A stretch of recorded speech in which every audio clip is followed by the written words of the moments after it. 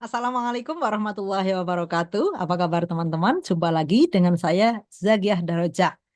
Ya, kali ini saya ingin membahas tentang paradoks stres. Ya, apa itu paradoks stres ya? Jadi teman-teman stres gitu ya, kadangkala kita merasakan atau mempersepsikan kalau yang namanya stres itu pasti buruk gitu ya. Stres itu pasti tidak baik. Stres itu pasti sesuatu yang harus dihilangkan kayak gitu, ya kan? Nah, di sini saya ingin men-sharingkan bahwa stres itu ada paradoks ya, paradoks ada kebalikannya. Kadangkala stres itu bisa memang buruk menjadikan ketidakbaikan untuk diri kita, tetapi ada kalanya stres itu baik, baik untuk kita. Nah, teman-teman, mungkin ya kita tuh karena sering mendengar gitu bahwa stres itu buruk gitu, jadi kita tuh ingin sekali menghilangkan stres di dalam diri kita. Ya, kita beranggapan bahwa stres itu nggak baik dan kita harus terhindari dari stres. Nah, dengan kita pengen menghindari stres, malah kita jadi stres gitu ya. Nah, di sini stres itu memang paradoks, teman-teman ya. Jadi stres itu bisa membuat kita buruk ya, membuat ketidakbaikan untuk diri kita. Tetapi ada kalanya stres itu juga baik untuk diri kita. Stres yang membuat keburukan atau ketidakbaikan ke dalam diri kita itu yang namanya distress ya, membuat kita stres ya, depresi, kemerungsung, overthinking, cemas dan lain sebagainya. Itu stres yang tidak baik ya, entah apapun itu masalahnya. Ya, terus yang kedua, di satu sisi ya, stres itu ada baiknya yang disebut eustress, stres yang memberdayakan. Jadi, stres itu ketika kita mampu untuk mengendalikannya itu sebenarnya memberdayakan. Contoh saja misalnya kita olahraga ya. Itu tubuh kita itu stres. Ya, misalnya kita angkat beban, kita walk out dan sebagainya, itu tubuh kita stres karena tubuh kita sedang memperbaiki otot-ototnya gitu ya, membuang lemak-lemak gitu. Nah, dia dia tuh sedang memperbaiki dirinya. Nah, dari situ otot-otot kita tuh stres loh. Tetapi stresnya otot kita itu baik untuk kita, iya kan? Contoh lainnya, misalnya kita puasa, ya sebentar lagi kita akan memasuki bulan Ramadan ya, 3 bulan, 2 bulan lagi. Orang yang puasa itu tubuhnya itu stres ya karena keroncongan ya perutnya nggak dikasih minum, nggak dikasih makan itu stres tubuhnya. Tetapi stres tubuh akibat puasa itu justru menyehatkan tubuh kita. Iya kan? Nah, jadi stres di sini adalah stres yang baik untuk diri kita. Ya.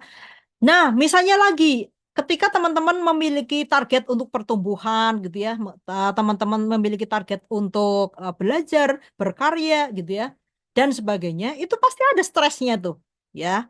Ada stresnya di situ.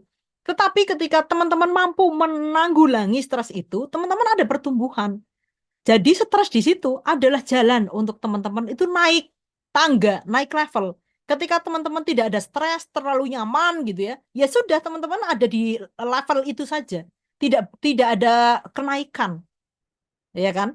Jadi ketika kita mau naik level, itu memang mesti ada beban yang kita panggul yang itu membuat kita stres. Nah, itulah yang disebut tanggung jawab, ya. Tanggung jawab inilah yang akan membuat kita tuh meningkatkan nilai diri kita ya karena kita mampu mengatasi stres kita dan kita mampu naik kelas. Dari situlah stres kita itu bermanfaat untuk kita.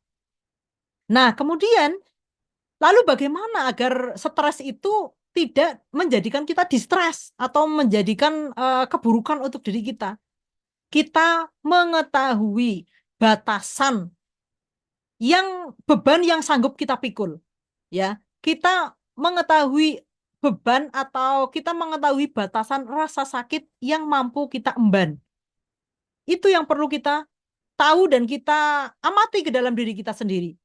Misalnya teman-teman dalam 1 bulan ada satu project, itu teman-teman ada stres sedikit, bagus gitu. Eh, Nanti naik level, ada pertumbuhan, ada perkembangan ya, ada pencapaian gitu. Atau misalnya teman-teman tambahin, coba 2 project gitu ya. 2 project, udah mulai rada-rada stres banget nih, misalnya kayak gitu. Tetapi masih bisa ditanggulangi. Oh, berarti masih dalam kadar di bawah kendali Anda. Nah, misalnya 3 project gitu ya, dalam 1 bulan melakukan 3 project, ternyata teman-teman nggak bisa tidur ya, overthinking, rasa cemas berlebihan. Oh, berarti itu ketika teman-teman dalam 1 bulan itu menangani 3 project, teman-teman nggak sanggup. Nah, disitulah teman-teman jadi tahu, oh, batasan saya dalam menanggung beban tanggung jawab yang membuat saya stres itu hanya dua saja. Ketika lebih dari 2, itu saya sudah stres banget.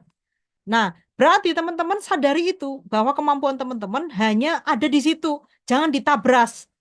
Kebanyakan kita tuh tahu gitu ya, batasan kita untuk sanggup menanggung beban atau menanggung tanggung jawab tuh segini misalnya gitu ya. Hanya hanya sebulat sebesar telur gitu misalnya.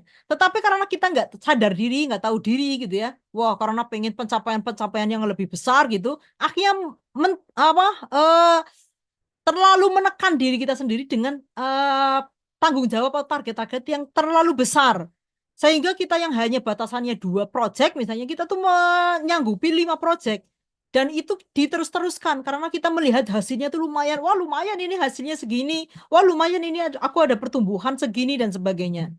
Akhirnya kita tuh tidak melihat alarm di dalam diri kita sendiri. Nah, ini yang lama-kelamaan ketika itu dibiarkan saja, itu yang akan merusak diri kita. Ya, jadi kita biar tahu apakah stres kita itu memberdayakan atau menghancurkan, itu kita melihat batasan ya stres kita sendiri. Nah, itu penting untuk kita kenali dan silakan teman-teman untuk menelaah diri teman-teman batasan stresnya teman-teman yang sanggup teman-teman pikul, yang sanggup teman-teman apa namanya? eh, terima gitu ya, yang itu mampu meningkatkan diri teman-teman.